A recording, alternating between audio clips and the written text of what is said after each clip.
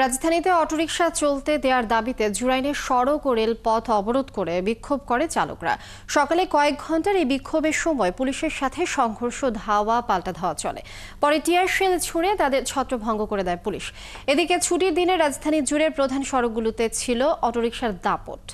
সুমন মাহমুদের প্রতিবেদন। সকাল 11:30টার দিকে জুরাইন রেলগেটে অবস্থান নেয় অটোরিকশা চালকরা। এতে বন্ধ হয়ে যায় সড়ক ও রেলপথ।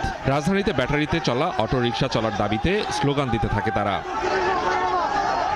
এ সময় পুলিশ তাদের বোঝানোর চেষ্টা করলে মানছিল না অটো চালকরা। বিক্ষোভ স্লোগানের মধ্যেই হঠাৎ করে পুলিশের উপর আক্রমণ করে অটো চালকরা।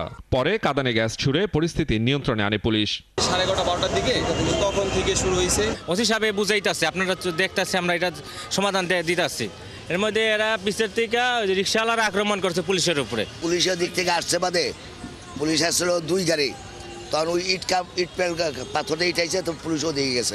রেলপথ আটকে রাখার কারণে অন্তত 3.5 ঘন্টা বন্ধ ছিল ট্রেন চলাচল, আর সড়কে তৈরি হয় যানজট। এদিকে শুক্রবার ছুটির দিনে রাজধানীর প্রায় সবগুলো সড়কেই দেখা গেছে ব্যাটারিতে চলা অটোরিকশার বিচরণ। সকাল থেকে কোথাও বাধার মুখে পড়তে হয়নি বলেও জানান চালকরা। রোডে জ্যাম বাধায় আমরা কোনো রুলস মানি না। অটোরিকশার ব্যাকলাইট নাই, এটা নাই, হেডলাইট নাই, মানুষে কীভাবে চলাচল করে, কিন্তু এটা মোটর সিস্টেম, এটা আমাদের কাছেও খারাপ। ব্যাটারিতে চলা এসব রিকশার যন্ত্রাংশ উৎপাদন ও বিপণন বন্ধ করা ছাড়া এটি নিয়ন্ত্রণের কোনো উপায় নেই বলে মনে করছেন সংশ্লিষ্টরা। পাশাপাশি বিপুল সংখ্যক অটো চালকদের বিকল্প কর্মসংস্থানের বিষয়ে নজর দেওয়ার কথা বলছেন বিশেষজ্ঞরা। তৈরি হচ্ছে সেইখান থেকে বন্ধ করতে হতো, এটা যেন তৈরি হতে না পারে। আমরা তো মেন রোডে উঠবো না বলছি।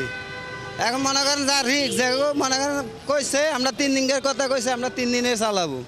এরপরে হেরা যদি রিক্সা লইয়া যেতে আমার কিছু করে না। 2014 সাল থেকে এ পর্যন্ত মোট 4 বার অটোরিকশা বন্ধের নির্দেশ দেয় হাইকোর্ট।